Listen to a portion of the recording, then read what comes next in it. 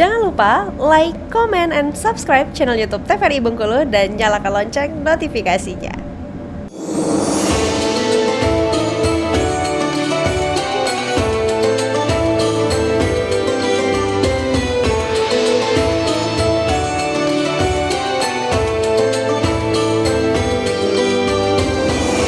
Terima kasih pemirsa masih setia bersama kami di Mutiara Kolbu. Kita masih dalam tema yang sama, yakni apa saja perusak amal ibadah.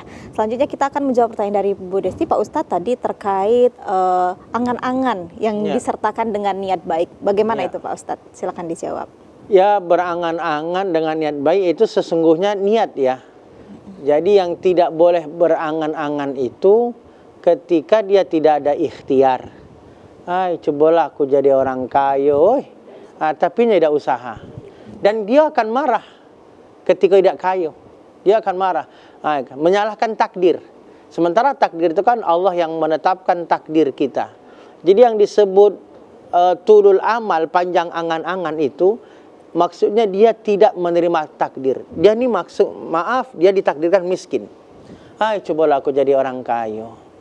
Sehingga dia akan berangan-angan dengan kekayaannya itu. Akhirnya dia tidak menerima dengan kemiskinannya. Cobalah berandai-andai itu. Dan itu dilarang dalam agama.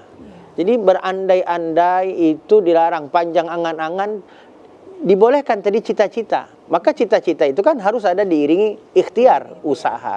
Seperti tadi kalau ada uang, aku mau hajikan nih. Om bagus dan semuanya kalau ada uang. Tapi dia harus bekerja. Nah itu namanya kan cita-cita. Berandai-andai itu dia tidak ikuti dengan ikhtiar.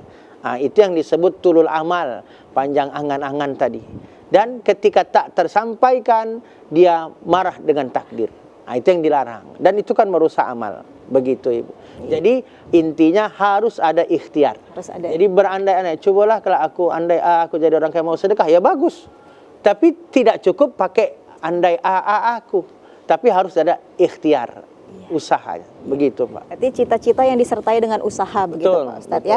Iya baik. Selanjutnya Bu, udah jelas tadi Bu Desti ya? Udah. Bu ada lagi yang ditanyakan? Ya silakan Ibu. Bismillahirrahmanirrahim. Assalamualaikum warahmatullahi wabarakatuh. Waalaikumsalam warahmatullahi wabarakatuh.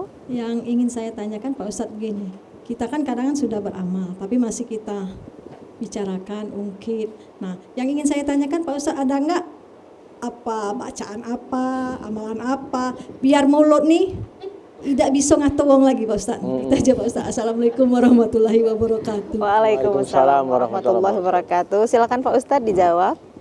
Baik, itulah ikhlas itu memang susah. Ketika kita sudah beramal, sudah sedekah, kemudian ikhlas itu memang berat. Ikhlas itu kan artinya murni. Murni itu tanpa campuran makhluk, murni karena Allah. Maka ada yang mengibaratkan ikhlas itu persis seperti, mohon maaf, kita pagi hari, malam harinya kita makan makanan yang enak. Semua makan mahal kita makan. Tapi besok harinya kita buang. Dan ketika buang, ada nggak kita lihat yang mana yang sate malam tadi? Kan tidak. Kita buang ikhlas, tak mau melihatnya. Seperti itu ikhlas. Jadi kalau beramal itu jangan lagi diungkit, jangan lagi diomongkan. Itu rumus, itu ikhlas. Kalau masih diomongkan, kita sudah beramal masih diomongkan, itu tanda kita belum ikhlas. Lebih baik stop tadi. Maka jangan ketika beramal, itulah tadi setan. Maka ketika beramal, maka jangan lihat lagi amal itu, lupakan. Jadi lakukan, lupakan, lakukan, lupakan. Itulah beramal. Nah, bagaimana tadi ketika dengan omongan orang, kita tuh ketemu orang kok sibuk mau ngomongin. Dan itu memang penyakit. Kita itu senang dengan keburukan orang, kita justru tidak senang dengan kebaikan orang. Kalau ada orang berbuat baik, kita jarang menyebut kebaikannya. Tapi jangan ketika ada satu keburukan, keburukan inilah yang terus akan jadi bahan perbincangan. Betul kan? Nah, itu penyakit ibu-ibu biasanya kan? Nah, maka tadi siapa orang beruntung? Kata Nabi, tuba liman syaghala aibuhu an uyubin nas. Beruntung orang yang sibuk dengan aibnya tanpa dia sibuk dengan aib orang lain. Maka ada pepatah, kita itu terkadang lebih senang tuh pepatah itu. Semut di ujung lautan kelihatan, sementara gajah di pelupuk mata tidak kelihatan. Itu memang penyakit manusia. Maka apakah bacaannya? Tak ada bacaannya. Maka bagaimana kita terjadi itu? Datang orang teman ngajak gosip, ngajak gibah dan sebagainya. Maka kita yang berusaha, ayo ganti judul aja. atau apalah sholat bareng aja, atau apalah berusaha. Karena memang setan itu luar biasa. Kita sudah beramal, tapi kita sendiri merusak, itu memang setan. Dengan apa tadi? Salah satunya sibuk dengan aib orang lain. Kita kan sudah tahu nih, oh ini yang merusak amal, jangan lagi kita lakukan. Ada orang ngajak, stop, ganti judul. Kalau kita itu dibolehkan membicarakan orang, tapi yang kita dibolehkan itu kebaikan. Kebaikan. Jadi kan disebutkan, menyebut kebaikan itu boleh. Tapi menyebutkan keburukan itu tak boleh. Karena menyebut keburukan itu pasti dua. Kalau tidak fitnah, kalau tidak yang kedua gibah. Keburukan yang kita sebut benar itu terjadi, kan gibah namanya. Tapi keburukan yang kita sebut tak benar, tak terjadi, itu kan namanya fitnah. Dua-duanya pasti dosa besar. Gibah dosa besar, fitnah dosa besar. Maka stop ngomong keburukan orang, tapi enak.